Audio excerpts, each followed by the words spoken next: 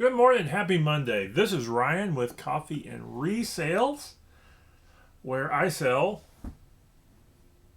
books and toys mostly that I get at yard sales, garage sales, and thrift stores. Not a lot to talk about this morning. Didn't get a lot of hits Friday. No garage sale season hasn't kicked off yet because people still think it's too cold out, and that's fine too. So still just the occasional hit here and there from Goodwill. And I got a bag of a few things that I'll have to pull out and re-examine. But no crazy finds. I don't even know that I listed anything Friday, and I should have. Keep to your process, people. I should have posted the video and listed a couple things Friday, and I didn't get to it. And that's what happens sometimes. But process. Stick to your process. You don't have to do any thinking because it's in the process. And then you can get stuff out easier. The only hard part, I'll get ranty for, not ranty, but a little preachy on this for a second. The only hard part of reselling should be sourcing. That's it. That's the only thing that is hard. That should take work. Shipping, listing, photos should be as near an automatic process as you can make it. And the more you have that, and part of that is also storing things properly, where you can find something when it sells.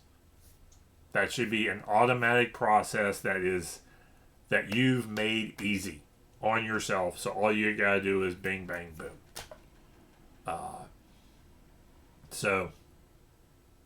Okay, now that I've lectured everybody,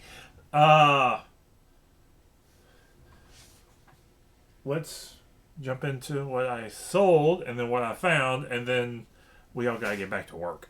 Okay. I think this one was $7.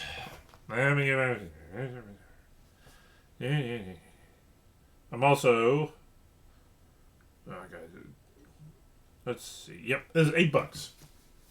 I think this is $8. U.S. Army Air Force is in the Pacific.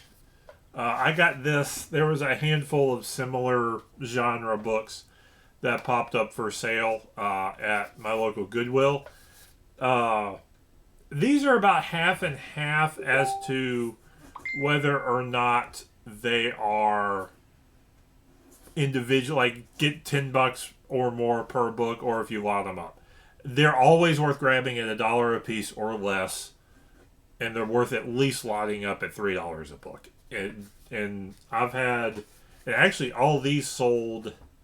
I probably should have lotted them up because I probably would have sold them a little bit faster that way and gotten about as much money on at the end of it all.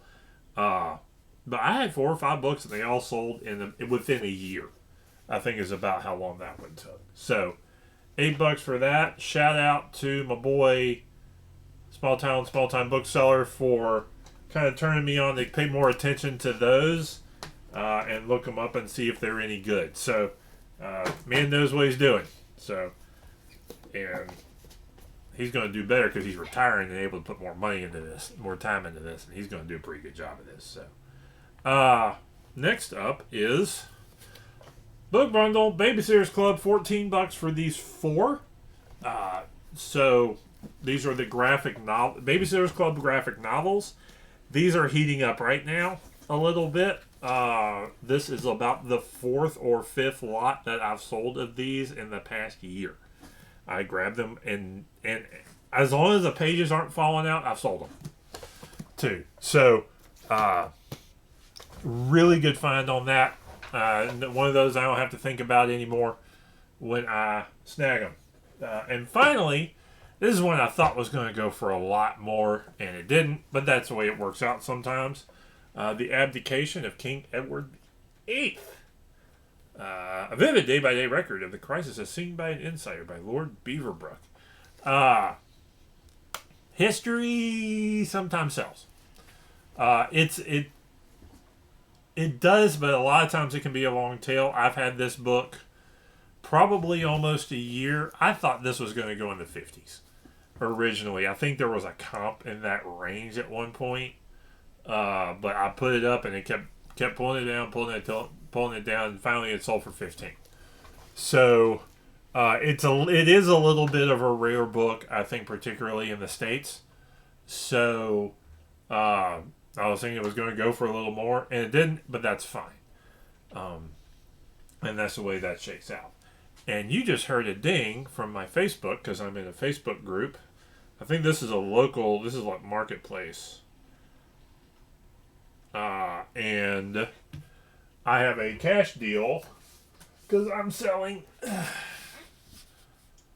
Harry Potters for cash money. I think I'm getting $8 a piece on those. I'll have to double check. But I'm meeting a guy up today locally to sell those Harry Potter hardcovers that I picked up. They were $1 a piece, and I'm flipping them for pretty good. And I typically do really well, particularly with the Harry Potter hardcovers on Facebook Marketplace. I've sold quite a few locally, and I also have a pretty good success rate in some like book groups and homeschool groups. So I got those sold, and I have 2 viewers. Hey guys, let's see, couple finds today, and we'll jump into it.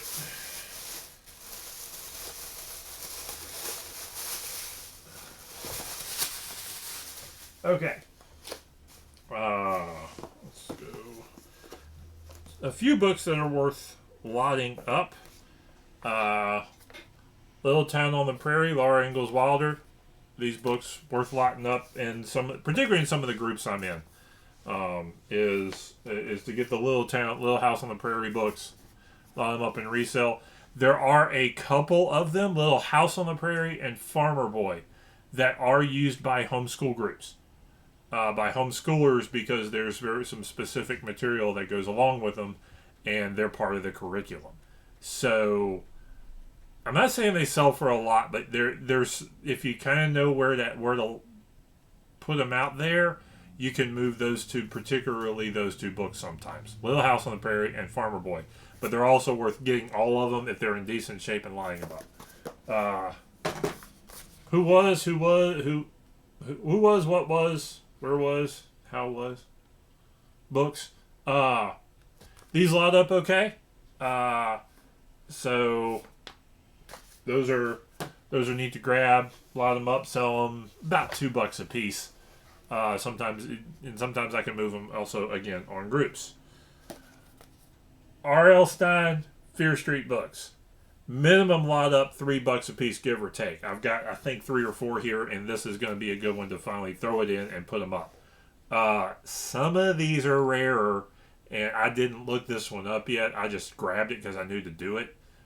Some of these are rare and can be in the $10 to $20 range. You just got to find the right ones. These are also some are in a real short series, and some of those when you have all of them sell better than the individual ones. So the sum is greater than the parts in some of those instances, but it's still not worth going on eBay and grabbing them all separately, lining them up and selling them. You're not going to make money that way. There's not enough of a markup. But sometimes it is worth grabbing one to fill a set out, and so you got to run your numbers and see if it's worthwhile. And finally, this one was fun. I don't know if this one's actually worth a lot, but it was old, and I snagged it, and so I don't know what the year on this one is. But this is an older House at Pooh Corner. So it doesn't have the year on it, and I am not gonna assume the year.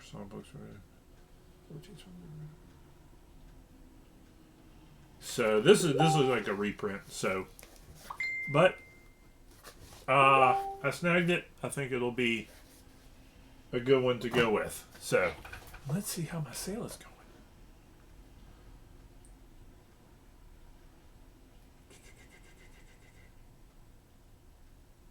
Okay, no, that's the meeting scheduled today with the folks I am selling Harry Potter books to, and I need to make sure that he doesn't need anything else as well. So that's it for today. I'll be hitting Goodwill later and hopefully finding some more stuff. Another quick note on Harry Potter books. As with most hardcovers, 90% of the time, you gotta get the dust jacket on. And they're not worth a lot without it. Actually, the dust jacket, if you get like a trashed book, this is pretty rare, but a trash book with a decent dust jacket, it may actually be worth getting it so you can get the dust jacket and put it on another book. But if they don't have the dust jacket on them, I don't get them. There's very few books that are worthwhile to get without the dust jacket. They almost have to be signed, and then go out and find another book with a dust jacket and swap it out. So that's how that works. For most books, if they have dust jackets, if they originally came with a dust jacket, get them. Make sure you got the dust jacket with them. So anyway, that's it for this morning. I got work to do. I got some boxing and packing up and some sending out, and then like my real job calls. So y'all have a good day out there. Go kick Monday's butt.